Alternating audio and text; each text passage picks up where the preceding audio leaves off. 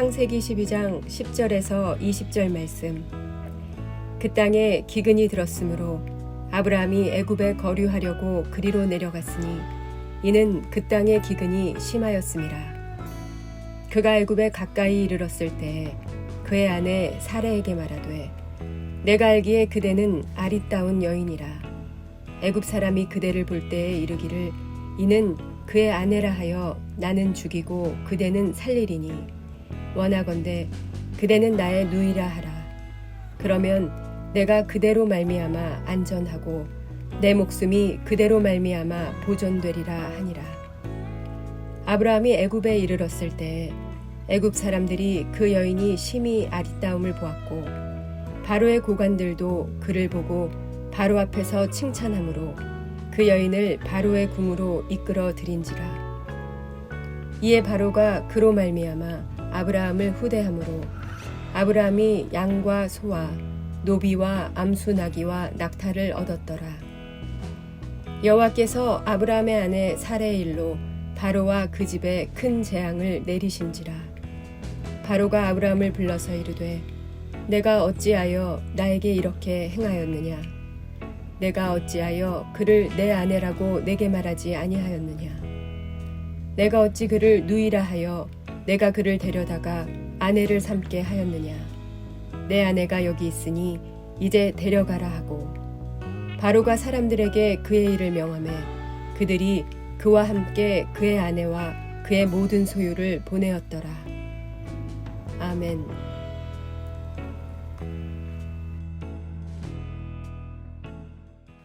함께 기도하겠습니다. 하나님, 오늘도 우리를 이 은혜의 자리에 불러주시고 또 동행하여 주실 것 감사합니다. 주께서 우리의 삶에 동행하여 주심으로 허락하시는 그 은혜의 복이 우리 모두에게 오늘 고백되는 하루 되게 하여 주옵소서. 이 모든 말씀 예수님 이름으로 기도하였습니다. 아멘. 할렐루야. 우리의 요동치는 믿음에도 불구하고 조금도 변함없이 한결같이 우리를 사랑하여 주시고 또 한결같이 인도하여 주시는 우리 하나님의 이름을 높이 찬양합니다. 오늘 우리 함께 나눌 말씀의 제목은 치사한 아브라함. 다시 한번 반복해 드린다면 치사한 아브라함이라고 하는 말씀의 제목입니다. 왜 말씀의 제목을 이렇게 정했는지는 아마 이미 말씀을 보셨기 때문에 아실 것 같습니다. 오늘 말씀에서 아브라함은 남편으로서는 정말 치사한 짓을 합니다. 자기가 살려고 아내 사라를 동생이라고 속이고 그리고 다른 남자에게 넘겨줍니다. 어떻게 자기가 살겠다고 아내에게 이렇게 할 수 있는지 오늘 말씀 제목 그대로 정말 치사한 짓을 해버렸습니다.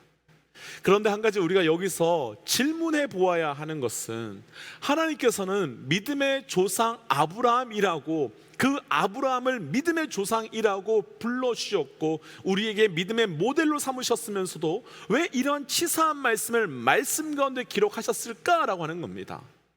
왜 하나님께서는 이런 치사하고도 부끄러운 아브라함의 모습을 숨기거나 혹은 감추신 것이 아니라 수백 년 수천 년 동안 계속 흘러갈 이 말씀 가운데 기록하셨을까요? 오늘은 그 이유를 함께 묵상하고 우리의 삶이 아브라함의 삶과 크게 다를 수 없겠지만 그래도 온전한 영적 믿음의 반응을 통하여 온전한 믿음의 선택이 있기를 주의 이름으로 축복합니다. 치사한 아브라함, 먼저 오늘 본문 중에요 우리 10절 말씀입니다. 10절 말씀 이렇게 좀 읽어보지요. 그 땅에 기근이 들었으므로 아브라함이 애굽에 거류하려고 그리로 내려갔으니 이는 그 땅에 기근이 심하였습니다. 아멘. 12장이 시작하면서 아브라함은 하나님의 음성을 듣고 본토 친척 아버지 집을 떠나 하나님께서 말씀하시는 가나안 땅에 도착하는 장면으로 시작되었지요. 그런데 아브라함이 그 땅에 도착하자마자 마침 그 땅에 기근이 들기 시작했고 아브라함은 기근을 피하기 위해서 애굽으로 내려가게 됩니다. 왜 하나님께서는 하나님의 말씀에 순종하여 내려온 아브라함이 내려오자마자 기근을 만나게 하셨을까요? 분명히 하나님께서는 그 기근을 막아주실 수 있는 분이며 또 설사 기근이 생겼다 할지라도 기근을 해결해 줄 수 있는 분이신데 왜 그냥 기근이 생기도록 두셨을까요? 더구나 오늘 말씀은 아브라함이 말씀에 순종하자마자 생긴 일입니다. 아브라함의 순종은요, 결코 쉬운 순종이 아닙니다. 결코 간단한 순종이 아닙니다. 삶의 모든 것을 포기해야 했고 지금까지 살아왔던 삶의 모든 방향을 완전히 틀어야만 했던 아주 큰 순종이었습니다. 그럼 그런 순종을 한 사람에게 축복을 주셔야 하고 은혜를 주셔야 하는데 어떻게 이런 힘든 기근을 만나게 하시는 걸까요? 그런데 여기서 우리가 한번 점검해 보아야 하는 질문이 있습니다. 기근은 축복인가요? 저주인가요? 반대로 풍요는 축복인가요? 저주인가요? 사실 조금 전 제가 아브라함이 순종을 했는데 어떻게 이런 기근을 만날 수 있나요? 축복을 주셔야지요 라고 했던 말 속에는 축복은 잘 사는 것, 축복은 아픔과 어려움이 없는 것, 축복은 편안하게 사는 것이라고 하는 잘못된 전제, 아니 더 본질적으로 이야기해 본다면 세상적인 전제를 제가 가지고 있었던 겁니다.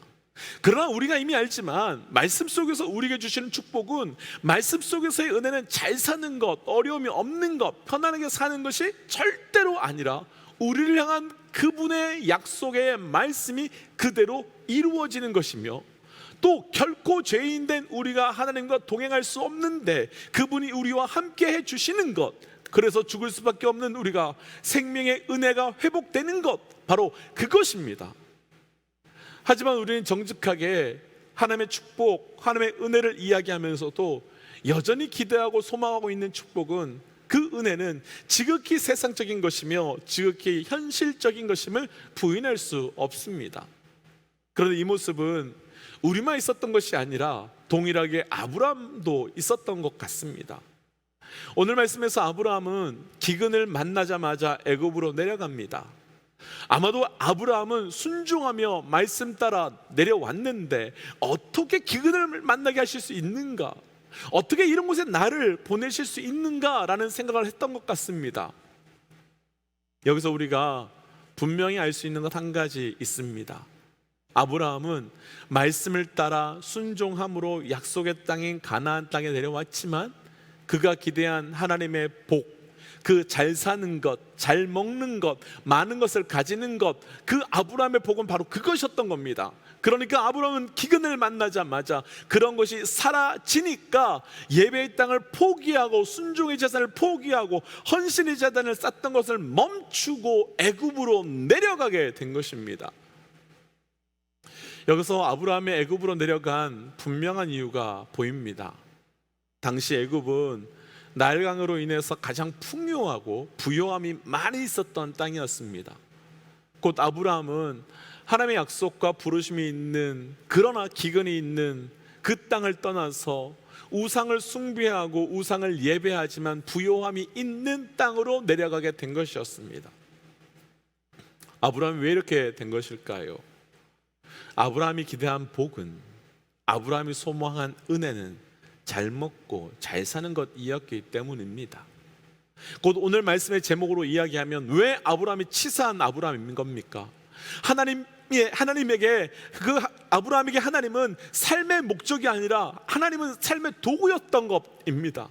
내가 잘 살기 위한 도구였고, 내가 잘 먹기 위한 도구였고, 내가 많은 것을 누리기 위한 도구로 하나님을 선택한 것이었던 겁니다. 내 생명을 살려주신 그 은혜, 내 생명을 새롭게 하여 주신 그 은혜 때문에 그렇게 나갔던 것이 아니었던 겁니다.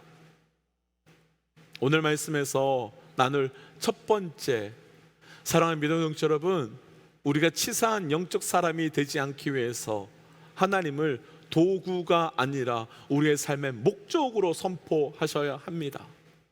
우리의 삶에서 하나님을 도구가 아닌 목적으로 선포하셔야 합니다. 이런 측면에서 본다면 하나님께서 왜 기근을 허락하여 주셨는지 분명하게 보입니다.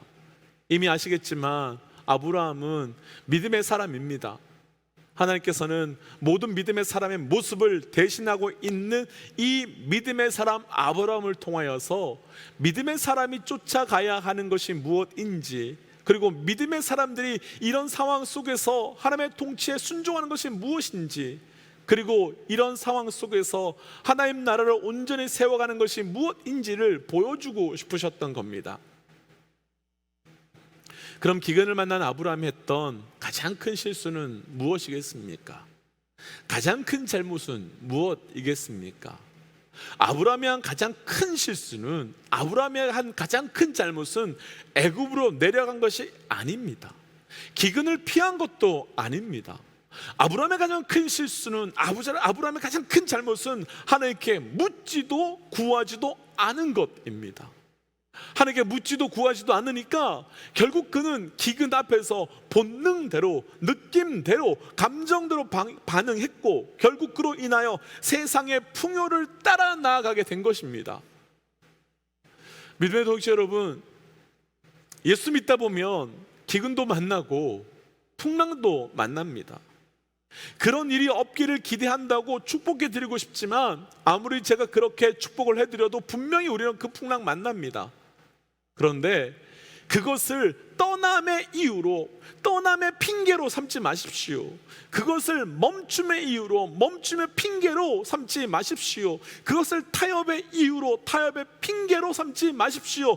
진짜 이유는 우리가 하나님의 뜻을 묻지 않았기 때문인 겁니다.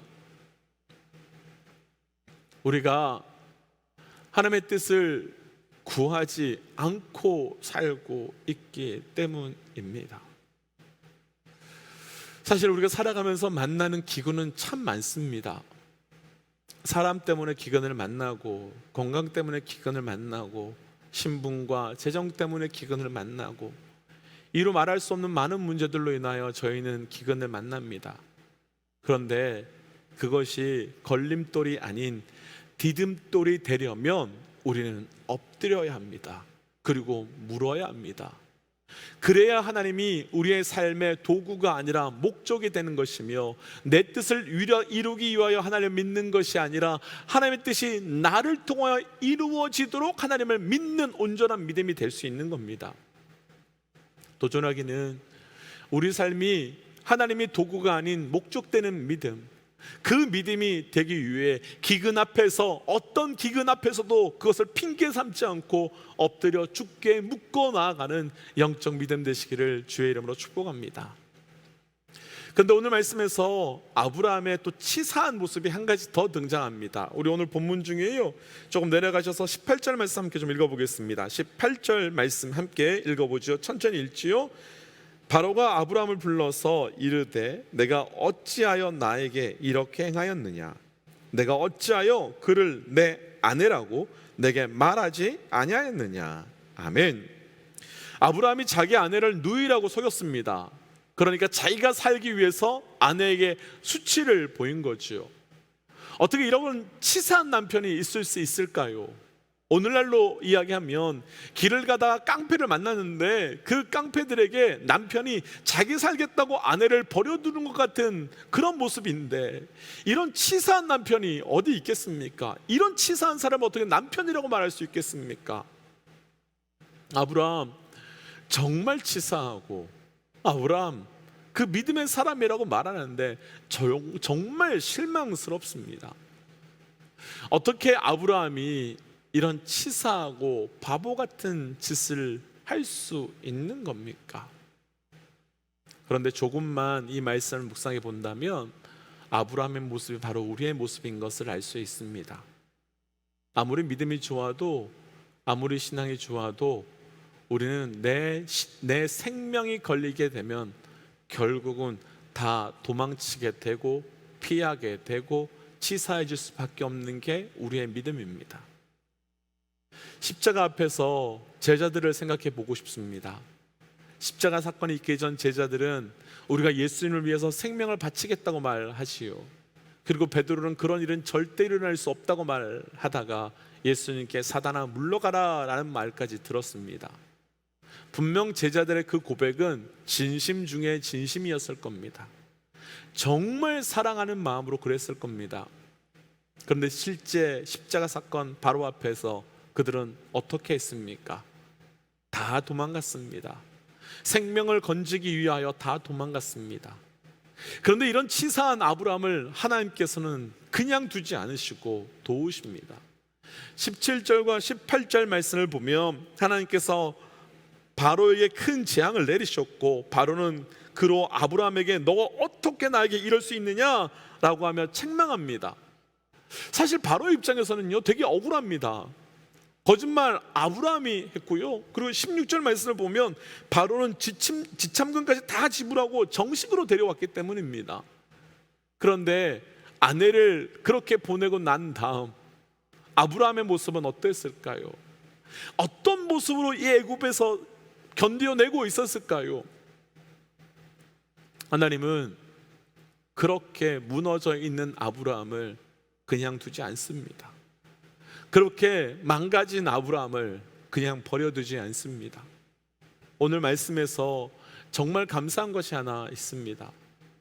하나님과 우리의 관계에서 치사한 존재가 하나님이 아니라 바로 우리라는 겁니다. 만약 하나님께서 우리와 같은 존재였다면 우리 중에 견딜 수 있는 사람이 얼마나 되겠습니까? 그런데 하나님께서는 치사한 아브라함을 그냥 두지 않으시고 회복시켜 주십니다. 그리고 단순히 회복시켜 주시는 것이 아니라 그 모든 것을 충분하게 공급해 주시는 은혜까지 또 보여주시게 됩니다. 오늘 말씀 20절 말씀 한번 보시면 하나님께서 아브라함에게 다시 아내 사라를 회복시켜 주실 뿐만 아니라 바로에게 받은 모든 소유를 가지고 다시 가나안으로 올라가도록 해주신 것을 볼 수 있습니다. 사실 바로 입장에서는요, 그 지참금 다 돌려달라고 말할 수 있습니다. 사라를 돌려주었으니 돈 내놔 할 수 있습니다. 그런데 사라도 돌려주고 돈도 줍니다. 아브라함이, 아니 더 정확하게요, 정말 더 정확하게요, 치사한 아브라함이 이 사건을 경험하면서 무엇을 고백하고 무엇을 알게 되었을까요? 아브라함은 이 일을 통해서 역사를 운행하시는 분이 누구신지, 이 땅의 모든 것을 통치하시는 분이 누구신지를 분명하게 고백하게 되었을 겁니다. 그리고 진짜 은혜는 바로 이것입니다. 하나님께서는 치사한 믿음의 사람을, 곧 쉽게 하나님을 포기하고 쉽게 하나님을 떠나고 쉽게 그 믿음을 떠나버리는 우리에게 동일하게 치사하게 되어주시는 것이 아니라 다시 믿음으로 살아갈 수 있도록 영적 위치를 회복시켜 주시고, 다시 영적 위치를 회복할 수 있도록 영적인 모든 것을 공급해 주신다는 겁니다. 그런 생각도 해보았습니다. 왜 하나님께서는 아브라함에게 바로 왕에게 받은 것들을 돌려주고 가라고 하지 않고 그냥 다 가져가게 하셨을까? 아브라함은 그 돈을 볼 때마다, 그 물건들을 볼 때마다 두 가지를 떠올렸을 겁니다. 한 가지는 하나님, 나의 치사한 믿음, 그리고 또 하나는 그럼에도 불구하고 한결같이 공급하여 주시는 사랑의 믿음. 곧 치사한 믿음과 그 치사한 믿음에도 불구하고 넘치도록 공급하여 주시는 그 주의 놀라운 은혜를 기억하게 되었을 겁니다. 사랑하는 믿음의 동역자 여러분, 우리가 은혜로 살 수 있는 건 우리 믿음이 괜찮아서가 절대 아닙니다. 우리 하나님이 바로 그 하나님이시기 때문입니다. 오늘도 치사한 우리의 모습, 우리의 믿음에도 불구하고, 그럼에도 불구하고 한결같이 여전히 우리를 사랑하시고 여전히 기다리시고 여전히 품어주시는 그 주님의 은혜를 기억하며 살아가시는 하루 되시기를 주의 이름으로 축복합니다. 그래서 이 아침에 오늘은 좀 이렇게 기도하고 싶습니다. 하나님, 나의 믿음이 도구의 믿음이 아니라 목적의 믿음 되게 하여 주옵소서. 그리고 늘 우리의 신앙이 치사하고 얄팍한 신앙임에도 불구하고 한결같이 베풀어 주시는 그 은혜를 기억하며 살아가는 자 되길 원합니다. 함께 말씀 기억하고 잠깐 기도하고 또 예배 정리하지요. 잠깐 기도하겠습니다. 하나님,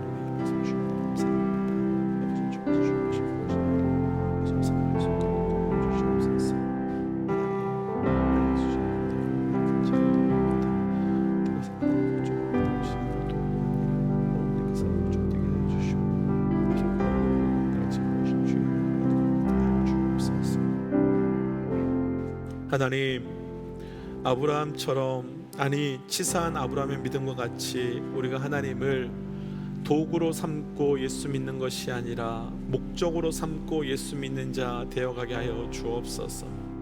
무엇을 얻어내고 무엇을 만들어내기 위하여 또 무엇을 누리기 위하여 예수를 믿는 것이 아니라 그 예수가 내 생명을 살려주셨기에 내가 예수와 같이 그 동행하며 살아가는 삶을 꿈꾸며 나아가는 그 하나님, 그 예수님이 우리의 인생의 목적 되게 하여 주옵소서.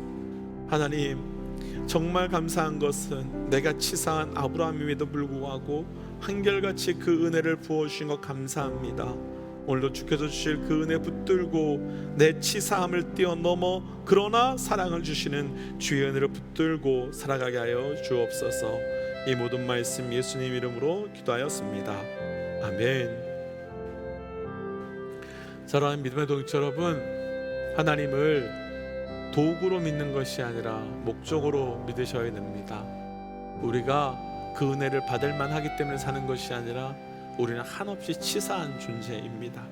오늘도 주께서 그럼에도 불구하고 주실 은혜를 붙들고 승리하시기를 주의로 축복합니다. 우리 함께 이 시간 선포하고 또 삶의 자리로 기도의 자리로 들어가지요. 함께 선포하겠습니다. 하나님은 살아계십니다. 아멘. 승리하십시오. 함께 기도하겠습니다.